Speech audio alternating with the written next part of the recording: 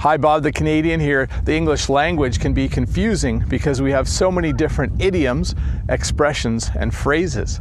In this video, I'll help you learn 15 different English idioms involving animals and exactly what they mean.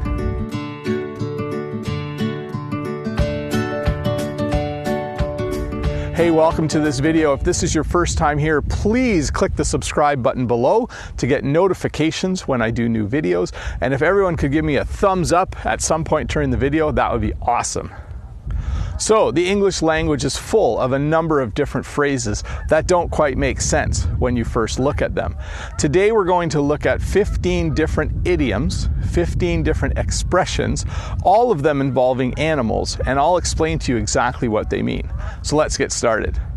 The first ones we're going to look at is ones that involve flies. And we'll look at two. So there's two expressions involving flies. There's probably more, but I'm just going to look at two. The first one is, wouldn't hurt a fly. So let's imagine that you have a really big friend, huge muscles, really tough looking guy, but in his heart, he's a very gentle person. So you would describe that person as, he wouldn't hurt a fly. So he's even though he's so big and strong, he wouldn't even hurt something as small as a fly. The second expression involving flies is dropping like flies.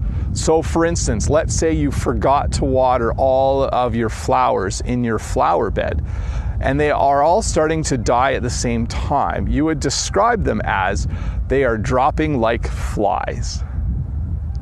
The second animal that has phrases or idioms associated with it is the chicken. And we'll look at one phrase involving chickens, and that's the phrase to chicken out.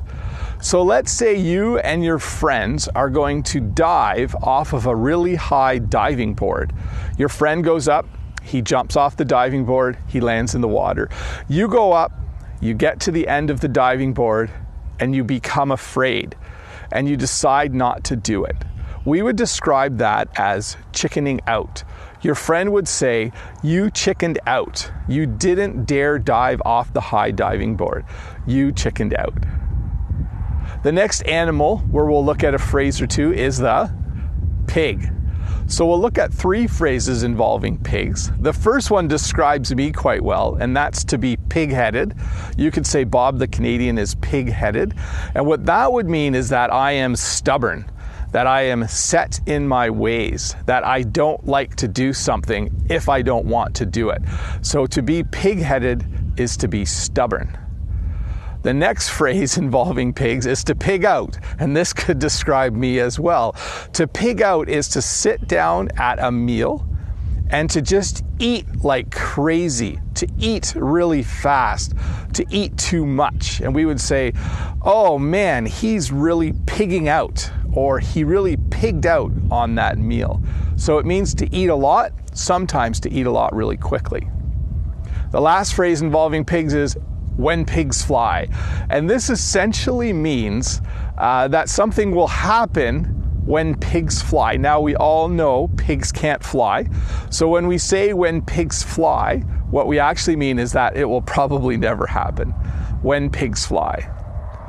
The next animal where we'll look at a phrase or two is the elephant. And we'll look at one phrase with the elephant. And a phrase in English that we say quite often is the elephant in the room. And the elephant in the room refers to something that no one wants to talk about. So let's say you're at a party and someone has done something bad, but no one actually wants to mention it. Maybe someone has been arrested or something horrible. So the elephant in the room is the subject that no one wants to talk about. The next animal we'll look at that has interesting phrases is the cow. And we'll look at two phrases involving the cow. One is to have a cow or don't have a cow. And when we say don't have a cow, we're actually saying don't make a big deal out of something.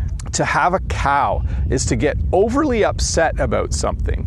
To have a cow is to be overly emotional about something. The second phrase we use with cows is the phrase till the cows come home. So basically, the till the cows come home means, you know, he did it till the cows came home. So he did it forever.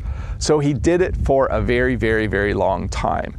If you were to say he likes to work till the cows come home, it basically means that he likes to work forever. The next animal where we're going to look at a phrase or two is the bear. So the bear, we have one saying in English about the bear, and it's don't poke the bear. And essentially, don't poke the bear means don't disturb something or someone if you think that something bad will happen. So for instance, a good example is if I'm having a nap, my wife might say to my children, don't poke the bear if they're trying to wake me up, because they know if they wake me up from my nap, I will be grumpy. So don't poke the bear means don't mess with something, don't interfere with something if you think something bad will happen. Don't poke the bear. The next animal we'll look at is the rat. And we have one saying with rats, there's probably more, but we have one saying with rats, and that's to smell a rat. And to smell a rat is to be suspicious of something. To smell a rat is to think something's going on here and I'm not quite sure what it is. I smell a rat. The next animal we're going to look at is the goat. So we have a saying with goats called to not let someone get your goat. So if I say, well, don't let them get your goat, what I'm saying is don't let them get you upset. Don't let them upset you. Unfortunately, we don't have any sayings for geese that I know of, but there's a bunch of them flying by right now. But let's move on to the next animal. The next animal we're going to look at is the cat. And there's a lot of sayings with cats. I'm going to talk about just one, and that's to let the cat out of the bag. To let the cat out of the bag is to simply tell something that was supposed to be a secret. So maybe you're planning a surprise party for someone, and someone tells that person that there's going to be a surprise party for them. That would be them letting the cat out of the bag. The next animal we're going to talk about is the horse. So I'm going to look at two horse idioms. The first is horsing around. So horsing around is when people are just being crazy and playing and being excited. A lot of times we use horsing around to describe children. So I might be driving my van and my kids are in the back and they're just being loud and crazy. I might say to them, stop horsing around. Stop horsing around means please calm down. Please be kind to each other. I often say that while I'm driving my kids around. The other saying that we have involving horses is hold your horses. Hold your horses just means wait. So someone might be really excited to do something and you might simply say to them, whoa, hold your horses. And all it means is, oh, please wait just a bit. You're so excited to do this. Hold your horses. Well, that's a number of idioms involving animals. Bob the Canadian here, Learn English with Bob the Canadian. I hope this video was helpful for you. Please don't forget to give me a thumbs up if you could. Please share this video, subscribe if you haven't subscribed to this channel yet. And I just hope all of you have a great day, and I'll see you in the next video.